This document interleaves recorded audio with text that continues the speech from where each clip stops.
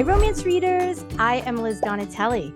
Welcome to Reader Seeks Romance, the #1 romance novel talk show on YouTube. Romance author Danielle Jackson joins me to discuss her debut Rivals to Lovers romance, The Accidental Pinup. And Danielle answers questions about her reading and writing life in Quickies Q&A. Enjoy and be sure to like, comment, and subscribe. Hi, Danielle. Welcome to Reader Seeks Romance. Thank you so much, Liz. I am thrilled to be here. Congratulations on the release of The Accidental Pinup. Thank you so much. It's literally a dream come true. So I am so excited. How did you celebrate your debut release? My day job is I work at Anderson's Bookshop outside of Chicago, Naperville, Illinois, and I absolutely adore it. I'm one of the event coordinators there. But that was a few days after my book came out. So that Tuesday, July 19th, I went to Anderson's, of course, to go see my book on the shelves there. And then I went to my local Barnes and Noble and found my book on the shelves there. But I really kind of let myself have not a chaotic day. You know, a lot of people love to have that big signing that day your book comes out. And I really wish I could remember at some point over the many years that I've been in this industry, somebody said, launch day, don't have an event. Really just enjoy your book being out in the world. And that's what I did, and I had a nice dinner with my family and had 2 glasses of champagne and one of those really extra large Rice Krispie treats that you can get at any store or bakery or whatever. And yeah, I really tried to have a day where I didn't feel like I was in a million places at once. And I think that really helped me. I'm the type of person, I get really worked up about things going a certain way. So having the actual launch party a few days later, that weekend later, was pretty good too. So it's a contemporary romance. It's set in Chicago. I kind of picked the neighborhood of River North, which is just kind of a really great, it's right along the river. There's a lot of businesses. It's a great walking neighborhood. And it's about a photographer named Cassie. She has her own kind of luxury boudoir and pinup photography studio. And she finds herself I love to be able to for romance reasons, she finds herself in front of the camera instead of behind it, modeling in a very sexy body positive lingerie ad campaign. And the photographer that is hired to take the photos is her biggest professional rival. His name is Reed. He has his own reasons for needing kind of creative control over this project, and they have to work together, and working together a lot of long hours, going around looking for places to have their photo shoots, but also being around each other when one of them is in their underpants all the time, leads to some feelings developing, and they have to grapple with that as well. Did you almost have to write a business plan for Dreamland, which is Dana's lingerie company? Cass helps Dana with the photography and whatnot, because it almost felt like you had written a business plan for this company and then was able to detail it during the course of the novel. It's this is a really buttoned up plan. Did you almost have to kind of write a business plan to prepare? A little, kind of. So Cassie's best friend Dana is a beauty and fashion influencer. She's also plus size, and she does one of those collaborations with the lingerie company. And so she designs this line, and her best friend, who is a plus size Black, photographer, is going to do the ad campaign and be the creative director, and everything is buttoned up. And then Dana ends up getting pregnant, which is something she wants to happen, and she has a very difficult pregnancy and has to go on bed rest, so she obviously cannot model. So that's when Cassie steps in, and really Dana kind of pushes her in to be model. But yeah, the research that I did into that was kind of really, it was about timelines to make sure it would make sense in the confines of my story. And I kind of had to adjust the timeline of my story to go with it. I had to have more time pass than I initially had when I had kind of just imagined it. But yeah, I had to look into kind of business plans, and it's you can Google anything really. But Yes. also, you have to mine through, but I mean, you could put like there's a site called Bare Necessities, and they sell a wide range Yeah. of lingerie and Hmm. underwear and bras, and for a variety of shapes and sizes. And you can kind of, when you kind of put the right keywords in, you can find things out. I don't know how Right. 100% accurate it was, but you know Right. I got a pretty good idea. And yeah, and it was like, what would happen? Yeah. Would there be a photo shoot like that was just a practice run? I was like, could this work? And yes, that definitely happens, Yeah. and just like kind of little details like that. It was really easy to find out. And a lot of CEOs of companies give interviews that are very basic, kind of about like, this is what we do every Right. day, or what goes into a marketing meeting and things like that. And some of that comes in, believe it or not, from my background in publishing, because Okay. I worked for an independent publisher called Sourcebooks, and their romance imprint was Sourcebooks Casablanca. Right. But we were working on books almost a year out. We were at least starting those conversations. So Right. it was kind of knowing a little bit of kind of like the corporate jargon of kind of the business world in general Yeah. did help that side of it. But yeah, so I mean, I did a lot of Googling and a lot of scrolling through, like, just random images of like marketing plans and stuff to kind of get an idea. Where were you and what Mhm. were you doing when the Mhm. premise for the story took root in your mind? I was at one of my dearest friends. Her name is Tina. Hi, Tina, if you're watching. I was at her bachelorette party Oh, that another friend and we planned it. And we were like, we need a neighborhood in Chicago where we can go to dinner and then we can go out. And if we can stay our, like mid 30 selves, if we can stay up late, we can go to a club. That did not happen. We went home relatively early, but it was still a great night. And and we were also like, and wouldn't it be kind of fun, like, we don't want to go to a strip club, but what if we classed it up and we went to a burlesque show? And oh, all of those things happened in River North. And it was like, while I was there, I was like, this would be a really cool setting for a book. This would just be really interesting. It's mhm, such a walkable neighborhood. There are so many different things. There's a grocery store over here, there's a high-end restaurant over there, there's apartments everywhere. The river in Chicago is right there. The merchandise mart you can walk to. And so that's really where that started. And I can't remember if that was in 2017 or 2018, but by November of 2019, I was like, really, like, I did NaNoWriMo that year, National Novel Writing Month. And mhm. that's when I wrote the bulk of this book. So Wow. Wow. yeah. So NaNoWriMo Mhm. really was kind of where it started as far Yeah. as you creating a draft, writing a draft and all that. Right. Wow. That the Yeah. one time that I've ever actually finished NaNoWriMo was while I was drafting this book. I have tried before and I have tried after, and I have not done, like, completed the 50,000 words. Okay. So Okay. yeah. Oh, nice. In your Writer's Digest interview, you Mhm. shared that your characters led you on some detours that took Mhm. your writing in a different direction than you had originally planned. Yeah. In what ways were your plans for Cass and Reed's love story rerouted? What did Cass and Reed tell you to do, Danielle? They had their first kiss in a very public place, like in front of a lot of people. Mhm. And I was like, wait a minute. No, like, they should have their first kiss after this party, like in my like outline, because I'm a plotter, like I plot my Right. books within an inch of their life. I was like, okay, they're gonna be at this party, Mhm. and there's gonna be so much tension, and then he's gonna like walk her home, or Right. they'll take a car together home, and that's where they'll have a kiss, right? And Right. no, they were like, I was just like writing the scene, and then all of a sudden they're like kissing, and I was like, wait a second.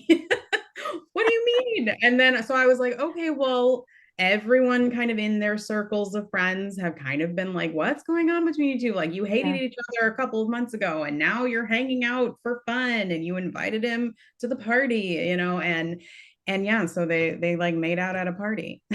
So when that happens, do you almost go into some kind of, I don't know, catatonic state where your body is not your own and it's like I'm typing but I don't know who's doing the typing? Like how deep does it go? A little, not, I mean, I know, like, I have author friends who say that they're like, I don't remember writing almost my whole book, like it comes out of them.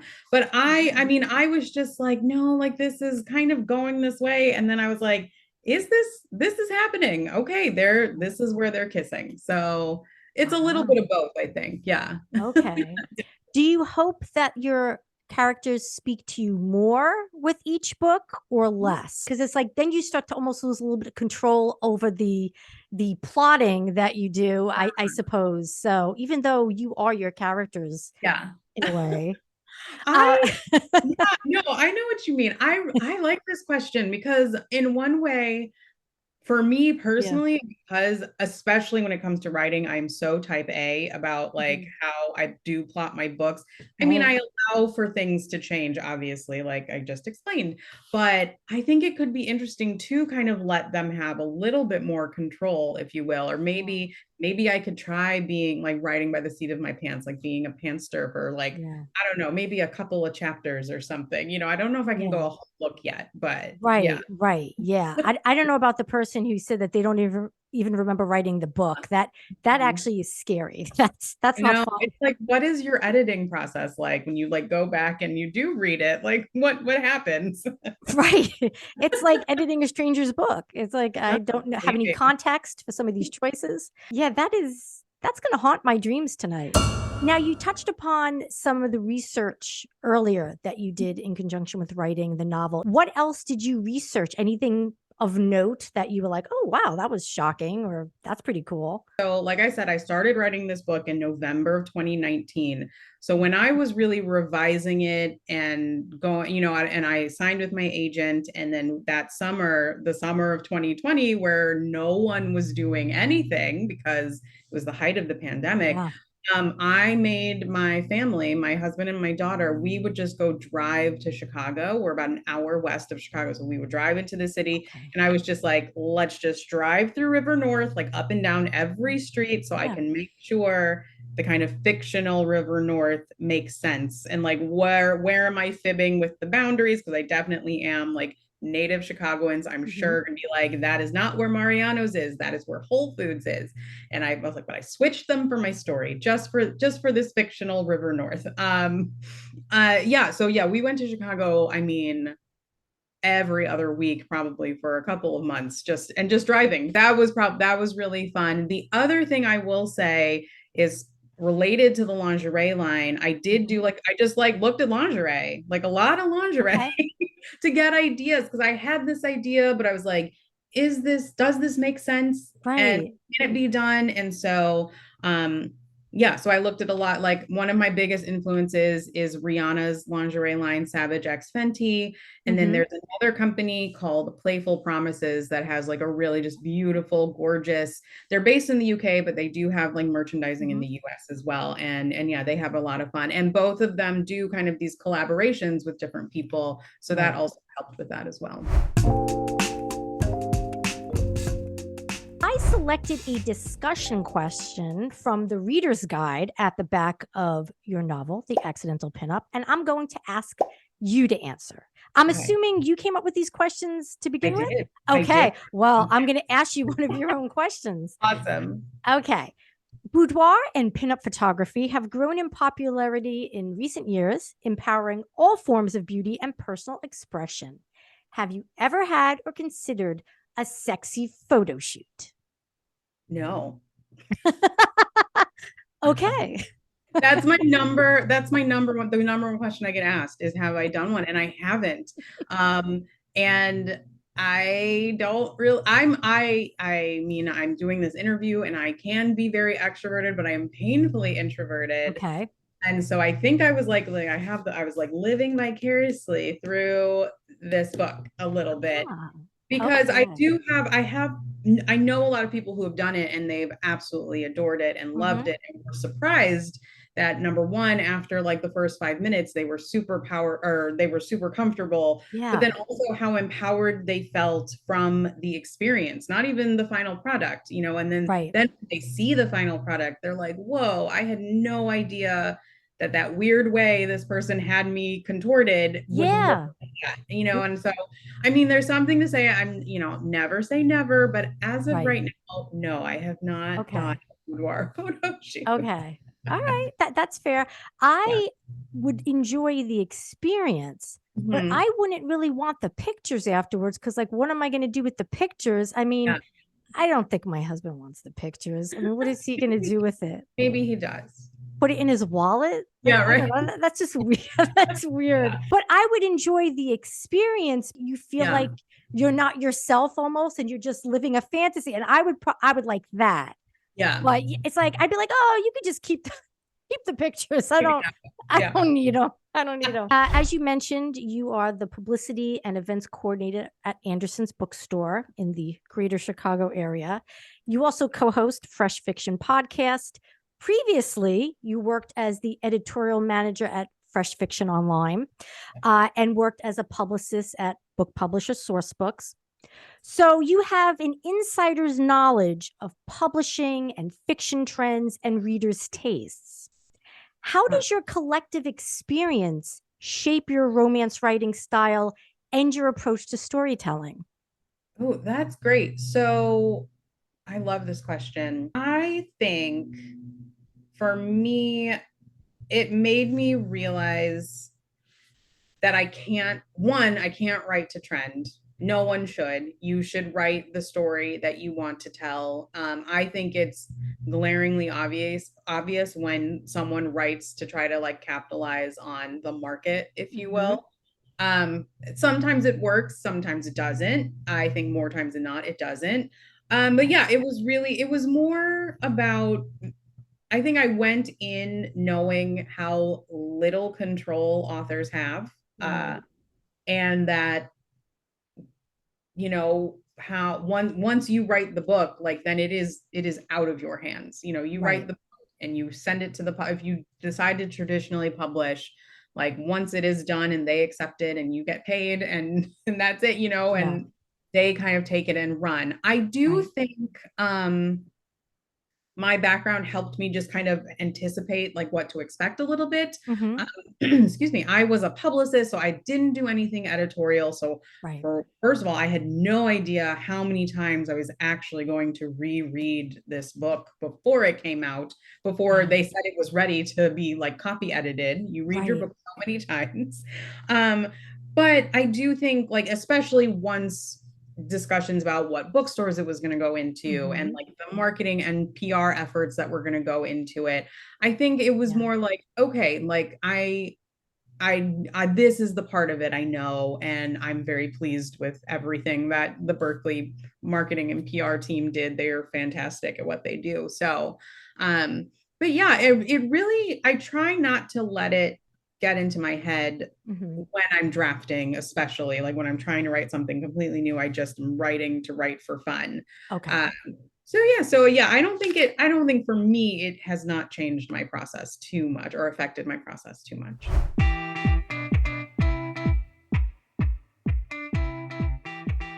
Question about the cover, which I adore. How many iterations before they got to that? And were Yeah. they ever considering a model? No, I can say that just Yeah. because of the time we live in, Mhm. most contemporary romances, whether they're rom-coms or not, but most Yeah. contemporary romances have the illustrated cover style. Okay. And so I kind of, that was one thing where I was like, I'm pretty sure this is what's going to happen. Right. So my biggest thing, I was like, this book has to say that the cover has to say that it's sexy. This is a sexy Mhm. book. There's on-page sex. She is taking pictures in Yeah. in beautiful lingerie. It's going to be sexy and sensual, and that was what I wanted. And Cindy Wong, who's the editorial director, kind of had the idea of like, oh, what if it was like a modern day pinup, like, and it was just her, like, they had Mhm. done a couple of sketches with both both of my main characters on it, but we all really gravitated towards her by herself.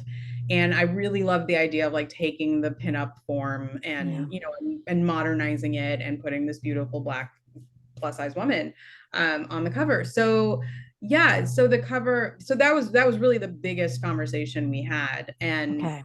And there really weren't too many. There were different poses, different hairstyles, different outfits, but I really liked that in this one in particular, like it is sexy, but like you can all there's like, she's got the jeans and the shirt in the Oh back, yeah. but then her shoes for a while were sneakers, and I was like, maybe she needs like heels because Yeah. that skewed a little young to me, so there were Yes. little things kind of like that. We had, I will tell you, the thing we did go back and forth on was the ombre in the background. Oh, There were really? many ombre options that, yeah, that when we Okay. couldn't, we're like, is it weird that the river is pink? But we were like, no, it's sunset. It was like that. We were just going on and on and on, and we landed on that one. So It is lovely. It yeah. for sure, for sure. A lot of authors, when they publish their debut, they create some kind of memorabilia with their book cover. Did you like create a poster, or do you have like a mug or something? I was wondering if you took the book cover and did I anything wish I special with no, it. I really didn't. Oh no, I'll show you. It's right here. I'm gonna Mhm. go off camera for just a Okay. second. My co-host of the Fresh Fiction podcast, Gwen, Hmm. she was like one of the first people. Like, I think we had either just started recording our podcast Okay. or right at the very end, like Hmm. literally of us like in a session. And they sent me the cover. And I was like, oh my God, Gwen, they have the cover. And so I like shared my screen so she could see Yeah. it. And and yeah, and then I think I also had sent it to her like in a text message, like, here, like, so you can Okay. look at it. And Yeah. so she had a little tiny puzzle made, Oh, like the very first iteration of my cover. Yeah. that is Yeah, awesome. like I don't really do it, but I mean, yeah, it's like little tiny puzzle pieces. Oh, that is awesome.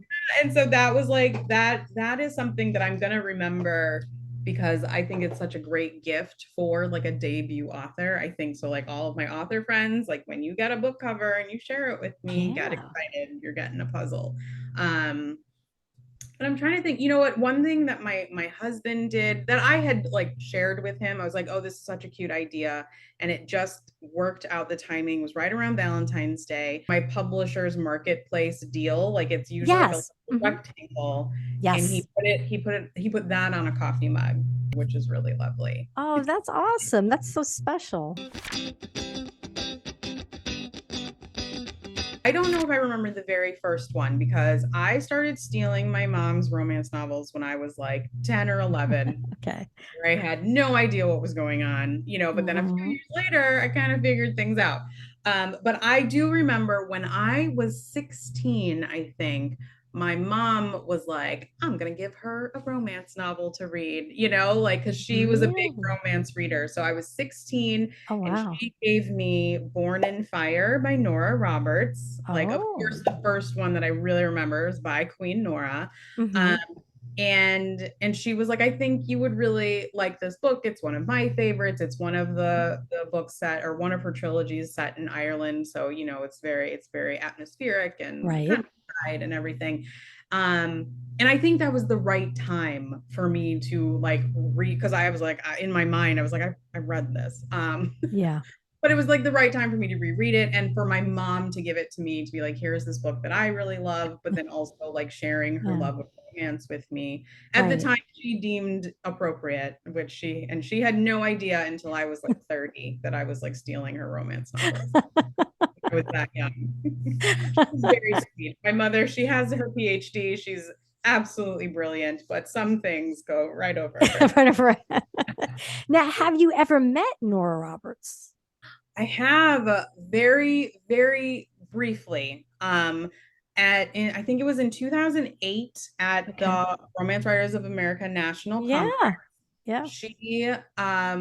So I stood in line and got like her book signed, and I said, I Yeah. was like, oh, this is for my mom. Like, she's your biggest fan. She was so lovely. And then that I'm trying to remember what the exact parameters. My brother went to the Naval Academy. This is RWA was in DC. So he was like, Okay. I'm gonna come see you. Like, it's a train ride. Like, Yeah. I'm gonna hang out. And we went to, instead of going to the Rita Awards, the big Romance Writers Yeah. Yeah. Award, I went and saw, I think, the fifth Harry Potter movie with my younger brother. It was great. Um, recommend. So then we came back to the hotel room because I had a hotel room with 2 beds, and he was like, I'll stay in the night. We'll go to brunch. It'll be fun. And so we get on the elevator, and like in walks, like right after us, like runs to the elevator, in walks Nora Roberts, and she's in like a gown. She had won a Rita. So I'm like starstruck. I'm like, oh my God, I'm in this elevator with Nora Roberts and like her other author friends. And then we keep going, and she doesn't get off. And then I learned that I had been like on the same floor as her the whole conference, like 2 doors down, like the whole time. And so I'm like starstruck. I'm basically crying. And my brother is like, who was that? Like, he has no idea. And I was like, that's Nora Roberts. And he's like, oh, that lady mom has like 100 books by. I was, yeah, that's her. And, and he was like, he's like, she looks different than her picture. And he was like, she's kind of hot. And I was like, there we go. That's my Nora Roberts story. That's awesome. I love when an author meets the author who kind of like opened the door to romance for them. That's so cool. Totally. What are you currently reading? Oh, I know. I've got to post it. Wait, hang on. I'm reading The Secret of Bow Lane by Jennifer Ashley. It is the 5th book in her Cat Holloway mystery series. This is historical mysteries, and they're excellent. I really love them. What is the last book you read? The last book I remember finished, so I got to read this book early because we're interviewing her on the Fresh Fiction podcast, and it's Witchful Thinking by Celestine Martin. Oh, yes. It was so cute. I love fall, and so I'm like ready for all of the witchy books to like come back again. I'm ready. I'm full for it. So yeah, it was really cute. Oh, nice. Which book is on your to be read pile? Oh man, what isn't on my to be read pile? You know what I'm really looking forward to, and I've seen some people with it, I'm really jealous, is Hotel of Secrets by Diana Biller. Oh, I adore Diana's writing. She's a gorgeous writer, and I can't wait. This book doesn't come out until I think January, but I was like, I know enough people. I'm gonna get it. Okay, good luck. Who is your top auto-buy romance author? It's a tie. I have 2. Can I say 2? Yeah, you can do 2. Right. It's my fellow Berkeley author, but it's Denise Williams. I think she gave me an amazing cover blurb, but I have just really loved her writing. And I hope someday someone says this about me, but I love when you can see someone growing as an author and like growing in their writing. Yeah. And I just, every book of hers, I think it explores something new, and she's just doing really interesting, cool stuff in contemporary romance. And then my other auto-buy author is Mia Sosa. Anything she writes, I will read it. Yep. I hear you. How many hours per week do you spend writing? If you asked me this last week, I would have said 0 because I didn't write it all for almost an entire week. Oh. But I'm like, per week, I don't know. It depends. It depends. I've got a kid. I gotta go to work at the bookshop. But when I'm actively drafting, I try to write every day when I'm like really drafting. So maybe like 10 to 12 a week, maybe. But again, last week, the answer would have been 0. So okay. What is your romance writing superpower? Ooh, I plot my books. I plot them from start to finish, and I write them from start to finish. Okay. Yeah, I don't. Every so often I will deviate when I have a very clear scene or chapter or something, but for the most part, it's start to finish. Right. Unless those pesky characters start talking to you. And then I have to like re-outline, which is a whole thing. Okay. All right. That's a solid superpower. Which is more difficult for you to write? The opening line of a novel or the very last line? Last line. Okay. Last line, I've never, I was like, can't, is this too cheesy? Is this too sentimental? Is this funny? Is it not funny? Yeah. I stress over the last line. Okay. Last question. All What right. are you currently working on? I am currently working on what has not been bought, but will hopefully be the third book, kind of with side characters who you have met in this book. But like I was saying earlier, like book 2, it has been turned in and will come out next summer-ish. Official title to be determined. Okay. Well, congrats on having turned that in. That's a big deal. Thank you. And you have completed the fun segments. So congratulations on that. Thank you. That was fun. Well, Danielle, it has been a pleasure getting to know you better and chatting about the accidental pinup. Thank you so much for taking time to join me here on Reader Seeks Romance.